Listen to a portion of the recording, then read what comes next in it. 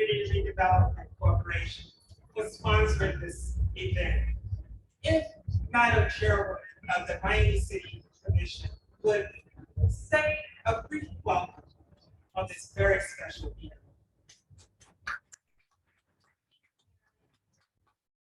Good afternoon, everyone. Thank you for joining us for this occasion. I had the privilege of being at the first installment, and it was beautiful. So you are really in for you. So talented. I'm so that Marilyn said the name of the CRA. It's a lot, and I still mix it up. So thank you all for coming. Thank you for being here. I'm not going to take any more time because I know we're all excited to actually see the mural, and I love to hear about it. And it's been an honor to partner here. And art keeps me alive. Art is what keeps me going. It's so beautiful. My daughter is an art student, so I've lived the art experience for the past 21 years through her eyes. I'm honored to be a member or was a member of the Bake House Art Complex, and just art just brings beauty to our lives in a way that is undescribable through the eyes of our artists. So thank you for being here. Thank you. Right, artists see what we can't see. They hear what we can't. They feel what we can't feel. And they for us to experience what they feel, see, and hear, and touch our spirits. I'd like for Mr. James McQueen to say just a few words because he has been a wonderful partner, a source of inspiration to Miami MoCAAD. I'm going to be brief. I do want to say one thing. First of all, I'm glad I came. When Marilyn told me the time, I told her I wouldn't be able to attend because the dog was there. But then my boss, chairwoman of Michigan and the chairwoman of the CRA said, "Oh yeah, you're coming." So I am here. And I'm glad I came because, I got a chance to meet this flag on that. People think artists really, it touches you individually. It's not a collective, it's an individual thing. I walk over town every day, an hour or so, just, so I can get to meet everybody in the jail. I grew up across the street, and that's not a that's so sad. And I went to meet him, and he was, while I'm trying to talk to him, he said he was never lived up. And I just want to welcome everybody over town. We're trying to change our community, but we're trying to change it for people who are indigenous to Overtown. So keep coming back, keep enjoying all the things that happen. And as you see time passes, you'll see more and more. We are proud to be a part of this whole venture. And rather than MoCAAD take it up. So thank you.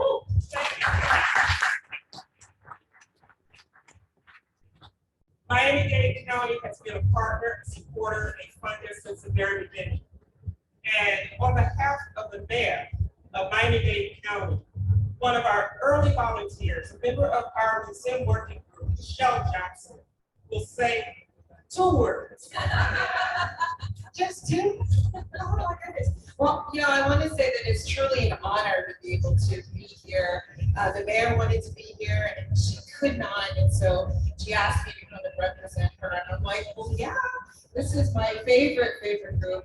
The art and technology, what's involved, what we're doing here in Overtown is amazing. And we're just glad that we get a chance to be a part of it. And glad to be here to witness all of the history that is happening today. So thank you so much for allowing us to be here, for allowing Miami-Dade County to be a part of Miami MoCAAD success. And welcome, thank you everybody. I want to acknowledge the presence of State Representative Ashley Crabb. Thank you so much for coming here, and thank you all of you.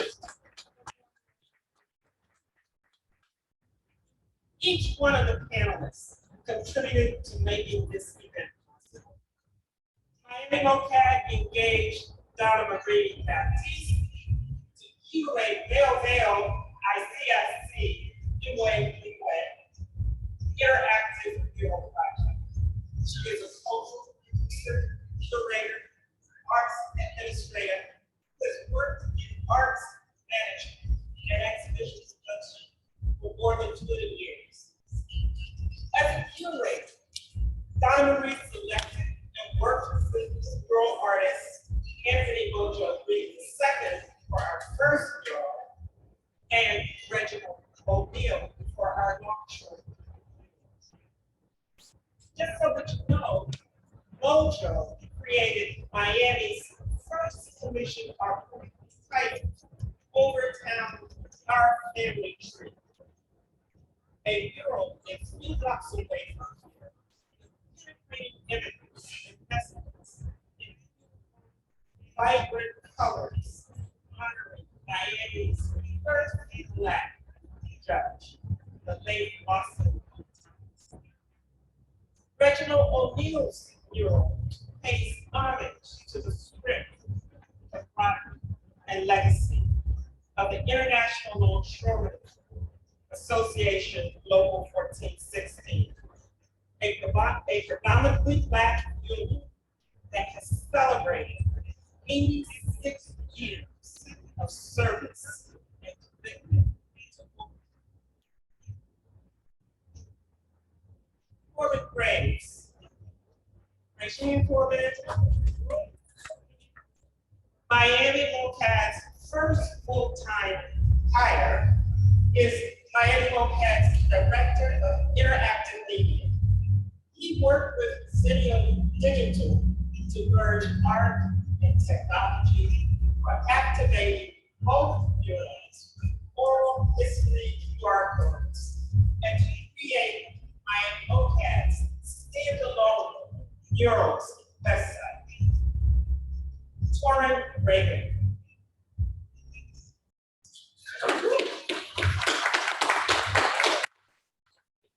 Torin Ragin is a union member and longshoreman for the last 22 years. He is the youngest president of Local 1416 in its 86-year history.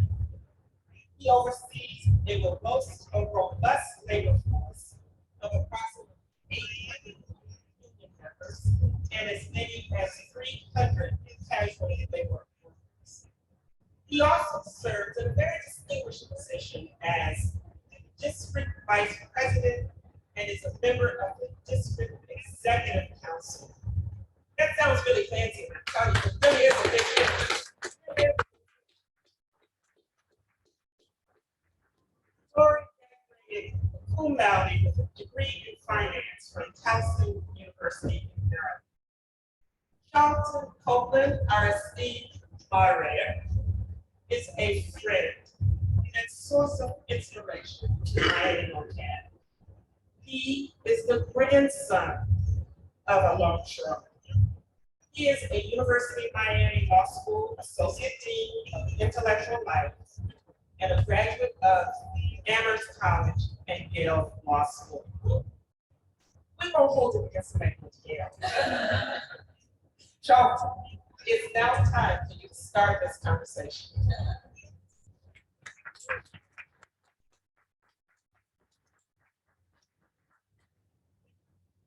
If Marilyn had gone to a school football team, she might have. This is so exciting. I'm really happy to be here. And I'm so happy that you did the introductions. I had written it down. I was like, we're good. So I'm going to start really quickly in the interest of time. Donnamarie, you are sort of the intersection of everything. How did this come together? How did you pick the space? How did you pick the artist? How did you engage the owners of the space for this? How did all this come to be? Well, choosing the space was easy because I'm always looking for places to do something, an exhibition or something to share with the public. And my MoCAAD engagement for this project, I told Corbin, I had Corbin come walk around with me. I was like, let's go to Overtown and walk around. We're gonna find, let's look at buildings. So that's what we did. And walked around. I had come and walked around probably 3 or 4 times prior. I spent a lot of time in Overtown anyway.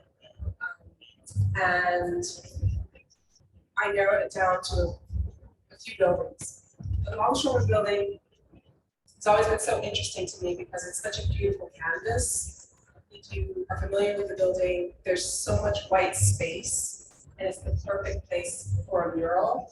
So I couldn't stop looking at it, but I thought, same thing with the Lawson building. I was like, oh, such a beautiful canvas, but they're historic buildings. You know, those are buildings that are really important to the community. We're never going to be able to do a mural there.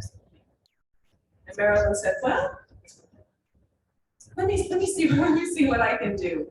And we reached out to Mr. McQueen, and he told us we needed to speak directly with the Longshoremen Association.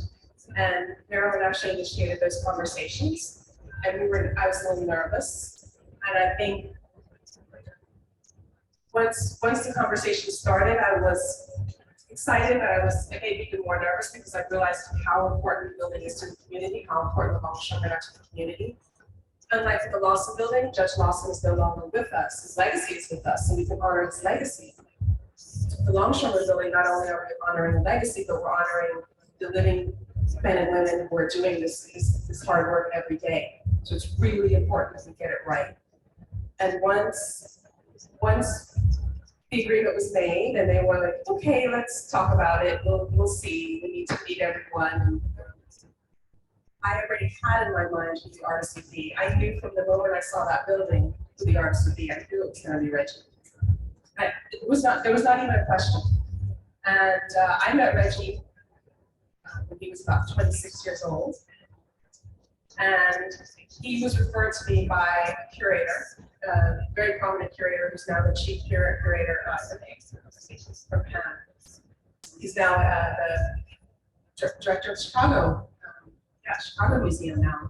And he told me, Donnamarie, you gotta meet this young man in Overtown. It's amazing. You gotta go see this young man. I was like, okay. Because let me just show you some of this work. And he had it on his phone.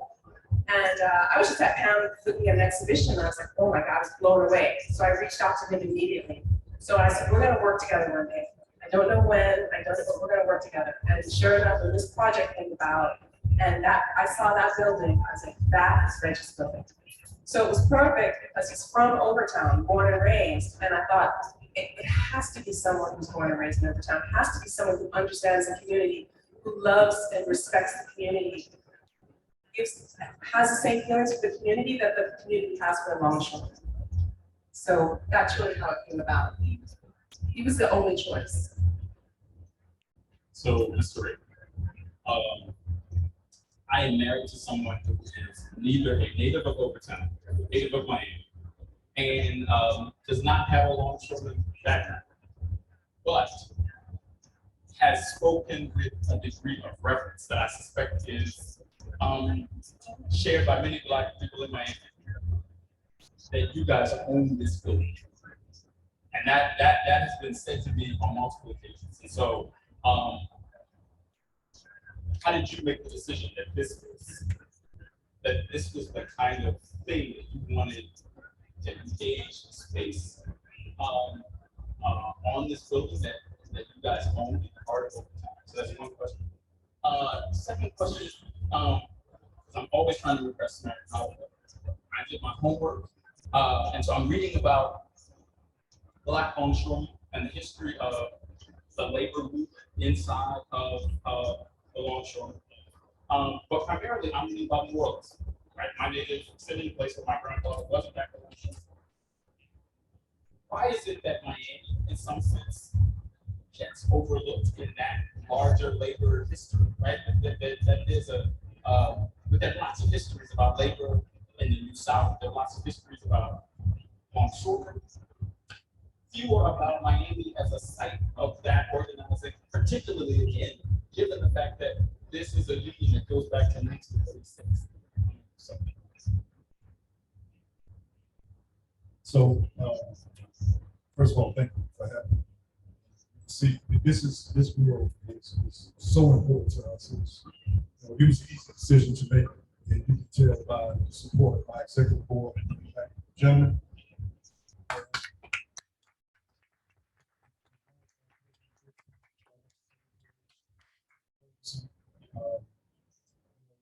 Marilyn and Donnamarie engaged me on this. It was a no-brainer. And then I got a chance to meet Reggie going in his town. Or that he was a town, he would understand the importance and significance that ILA and Longshoremen in this community continue to play. The role that we have and our commitment, our charitable contributions, just everything that we do. We have men and women that come to that meeting hall and spend more time with their co-workers than they do with their families. So to be able to express that labor, that commitment through art is something that it was an incredible opportunity. And they say, okay, we want to paint on the side of the building, we want to go. That's not what we're I actually saw the finished product, but I feel like it's a masterpiece. I was blown away.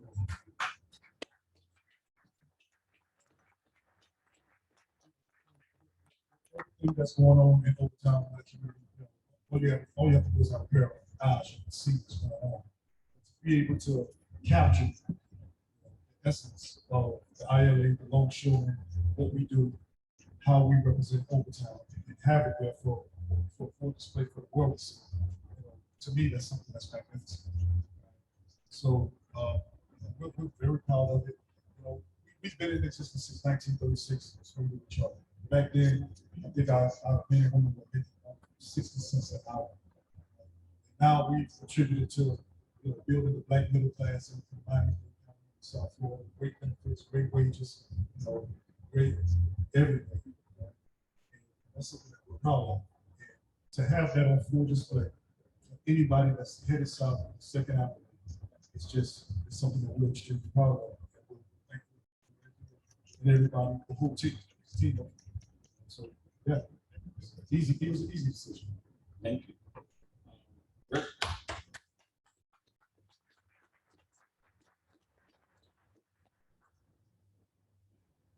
So I went to the mural yesterday. I was off.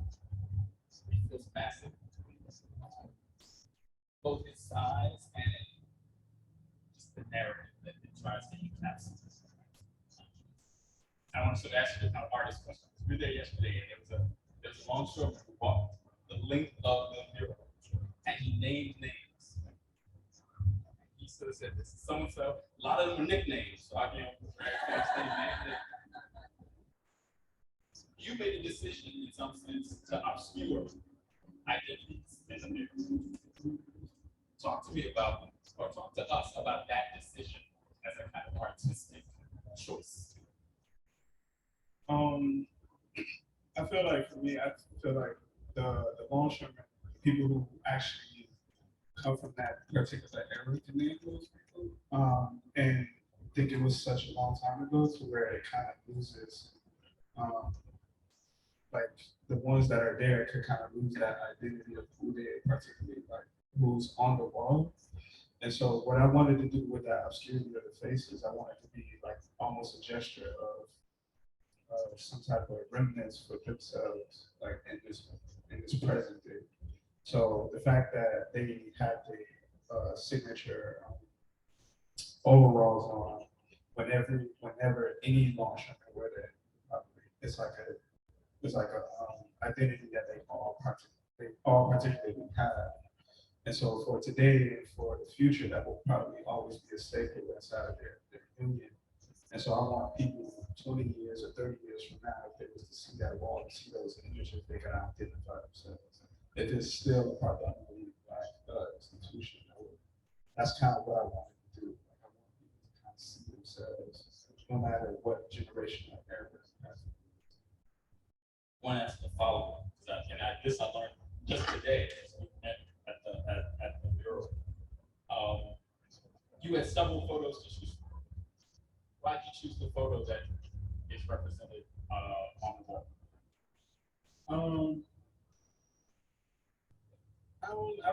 don't know. I think that it shows that unity in one picture because it could be so loaded. Like I could go to the dock and paint them at the dock while they're working. That's one thing, but to show them it's polished after they do their work and their product themselves in a way in the parades and stuff like that, and they're showing off their associations with a unified dress code and all of those things that are walking through that parade. I think that it shows some level of unity in one photo. Like they have it probably in their day-to-day workspace, so when they sit in the parking lot, but I feel like that is one particular image that can kind of sum up that unity. So I don't know. It could have been any photo, but I feel like that one is the one that to show their entire. So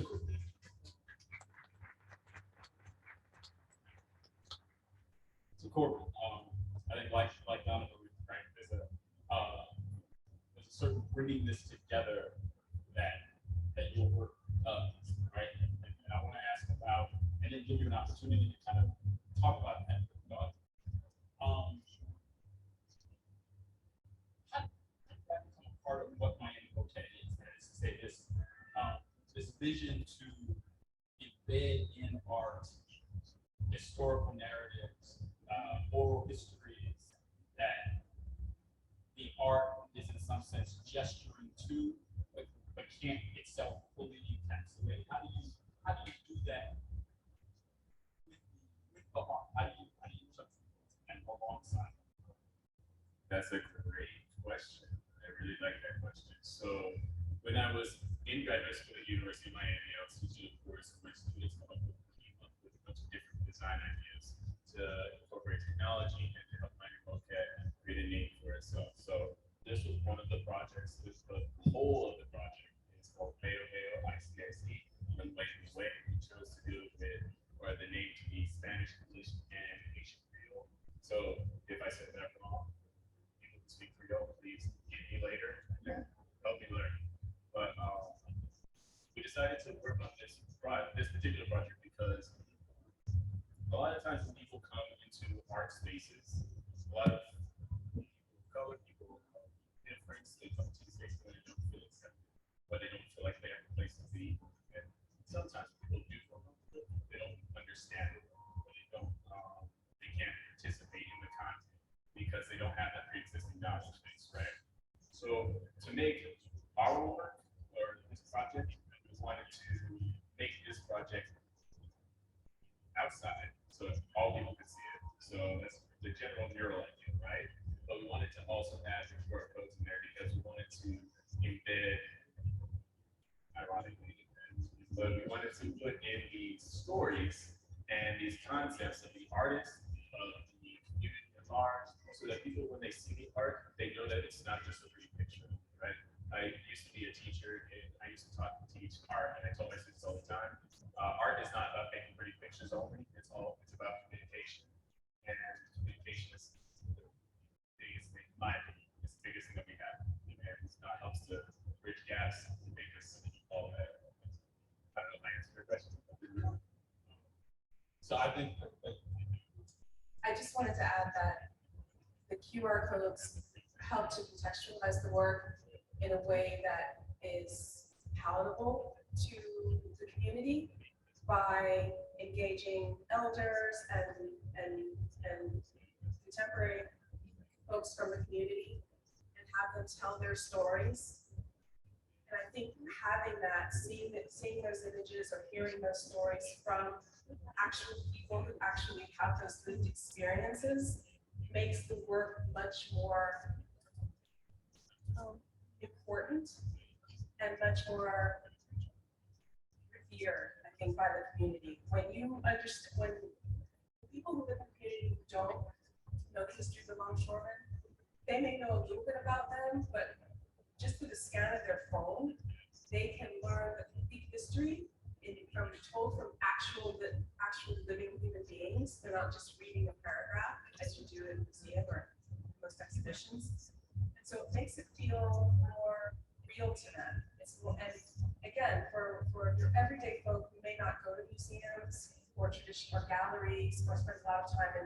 art spaces. It makes this feel interactive, which does become interactive, and it makes it more accessible. Pretty much everyone has a cell phone today, and the younger generations all know how to scan everything. And so what better way to reach them and to teach them is through actual lived experiences. So I want to say two things. The picture, the mural itself, is a kind of depiction of the multi-generational, where you see bodies that look young, you see bodies that don't look young, right, in the mural. And it's consistent with the stories when you talk to people yesterday, I said, oh, so how long have you been? It's all my life, and then before that, right? A number of generations, right? So the multi-generational narrative of the men and women who make up the 1416s. And I say this because we've heard a lot about the supply chain, and I suspect we have a much bigger appreciation for longshoremen than we might have had in our conscious mind. What are the challenges before we break? What are the challenges? Well, I'll say that I'm a second generation longshoreman. I'm 26 years, just retired a few years ago. I'm in my 23rd year, and I have longshoremen that tell me I just got here. Like 23 years, right? I think I get some credit for that. But my business agent Holland Knight, second generation longshoreman, almost 40 years. David Ferguson, the same thing. This basically started his own path, creating, he got his sons down there. So, I have probably 30, 35 cousins, uncles, that are children. It's literally the family business. I like to think I could have done other things had I chose to do so, but my heart is always thinking of longshoremen and working in overtime and contributing to this community. We have big plans. We could have gone somewhere else a long time ago. We were offered a lot of money to move and relocate. We're going to be stable in overtime for the foreseeable future.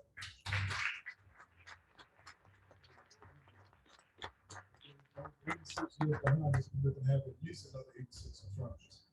So we take our commitment to overtime very seriously. I can't speak enough about it. I can't wait for you guys to really take it and enjoy it. Because when you walk up to it, coming south on 2nd Avenue, it's almost like it illuminates, it just comes to life from far away, close to the and it's sort of actual original piece, reference piece that Rich used. The work is genius. It really is. So we're all excited about it. Whatever we go. What more can you say? So, thank you.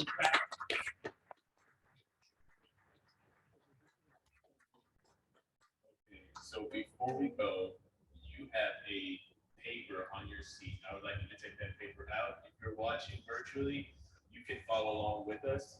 But first, for my people here in person, take that paper out. You'll see a QR code on the paper. I want you to take your phone out and scan that QR code. It's going to take you to our murals.MoCAAD website.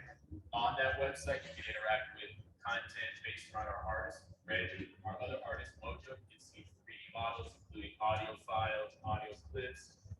There's a treasure hunt game that shows a lot of interesting history about the Longshoremen, about Austin Thomas.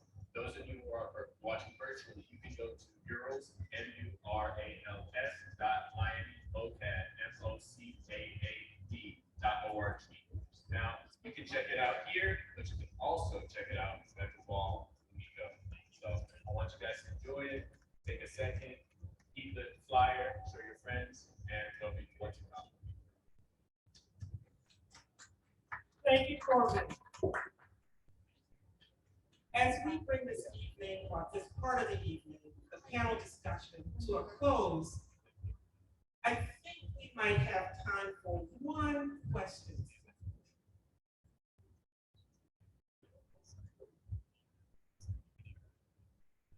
There being no questions, we can move on and get to the mural.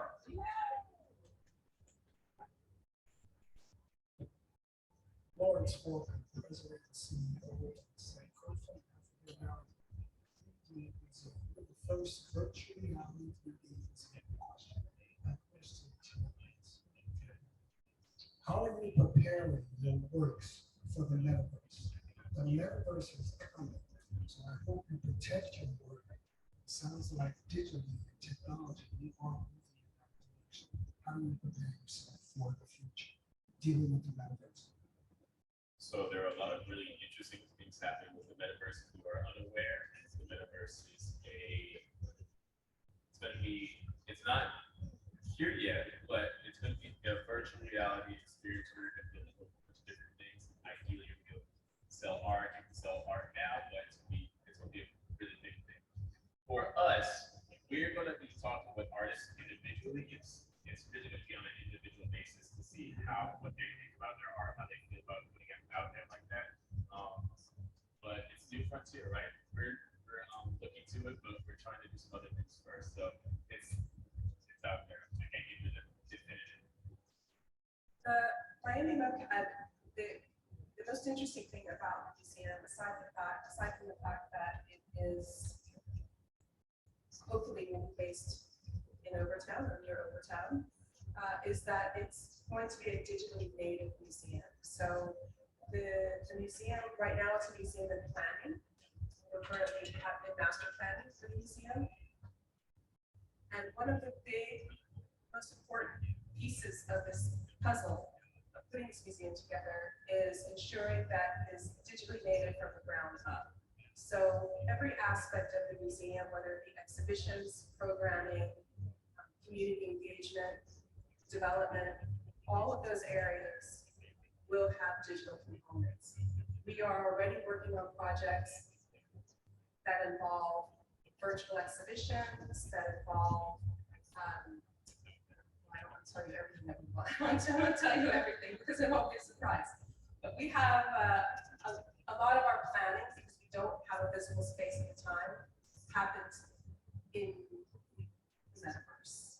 And so that's one of the main, that's why we're taking you to the wall. We want you to scan the QR codes. Corbin's telling you, take your cards, hold on to those. That's going to be very much a part of Miami MoCAAD's future. It's the present, and it's going to become a large part of the future. So much like your museum, that's at the forefront of our thought. I think as for myself, I have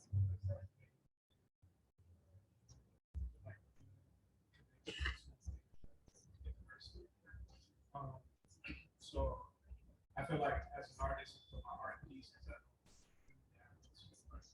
technology, person. So like it's the same thing as all of us going to see things in person, while we're in front of you, we see gestures, things that I believe that people will eventually get back to that space where they appreciate action. Things that are right in front of them. I don't know, like it's really, really hard when people are talking about NFTs because I really get it. For me to be an artist myself, I actually appreciate going to see stuff and seeing what artists have did in their particular time. To be a painter is to what an artist is doing and try to figure out how to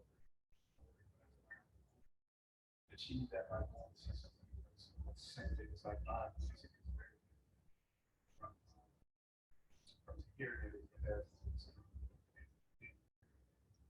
and the frequency of your body just makes your body.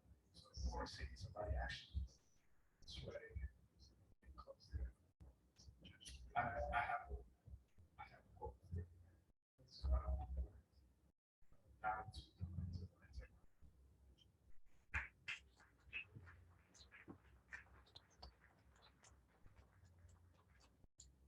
So as we close,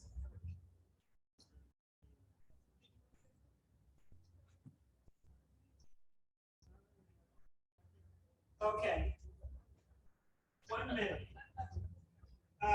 We stand on the shoulders and sacrifices of many, and we have support from many to propel Miami MoCAAD. There are many behind the scenes who made this Miami MoCAAD Soul Basel Kickoff and this oral history mural project possible.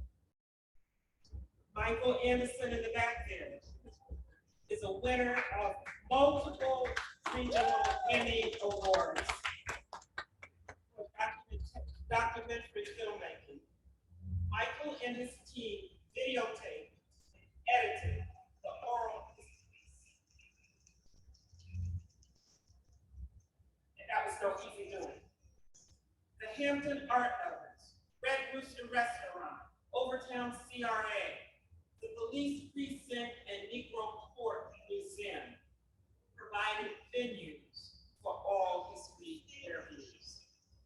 Zeta Phi Beta Incorporated Sorority, Beta Tau Zeta chapter provided voter registration tables and volunteers. All of the oral history presenters for this project gave their time and their experiences and their knowledge to us. We have special thanks to the International Longshoremen Association, Local 1416, President Torin Ragin, and Vice President Eugene Dixon. Vice President Eugene Dixon gave the initial green light for this project. And our own Miami MoCAAD intern in the back there, Christian Allen, whose father is a Christian Allen has a degree in computer science from University of Miami. He is still a Miami MoCAAD intern. He has a great big job in Washington. But it was Christian Allen who introduced Miami MoCAAD to the International Longshoremen Association, Local 1416. So let's give a shout out to Christian.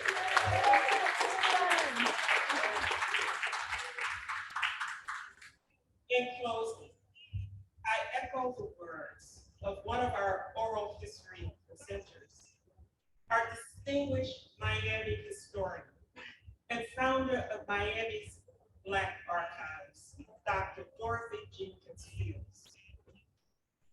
In a note to me, she said, "The awesome mural at the Longshoremen's Hall is breathtaking.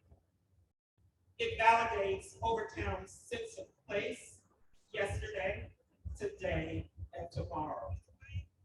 From the beginning, Black laborers helped build Miami, the Magic City, and its tourism industry, and helped make Miami the peace capital of the world. This evening, we will be able to experience Miami MoCAAD's oral history, Longshoremen's Mural, which honors and says their names, and indeed says our names and tells our stories. These oral history murals stand as new monuments of the resilience, beauty, and legacies of Black Miami's history. Thank you and good evening to our virtual friends. President Torin Ragin, will you lead us to the mural?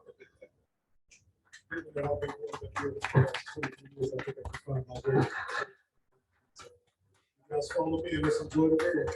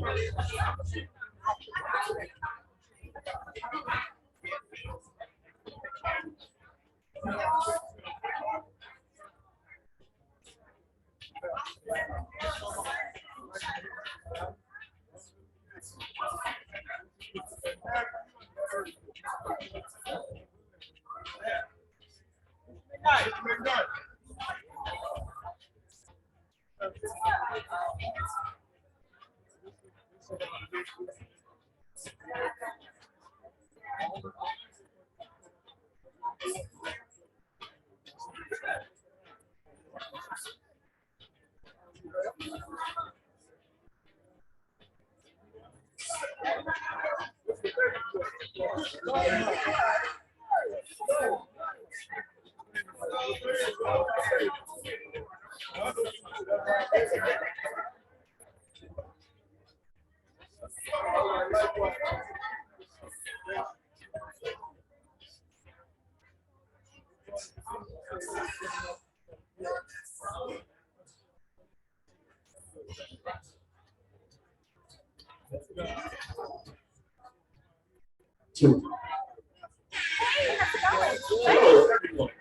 everyone. Just for your convenience, we've opened up our back gate. You can walk straight through this way, follow Maryland this way to get to the easy access to the mural. Okay? The drinks and food will be here when you get back.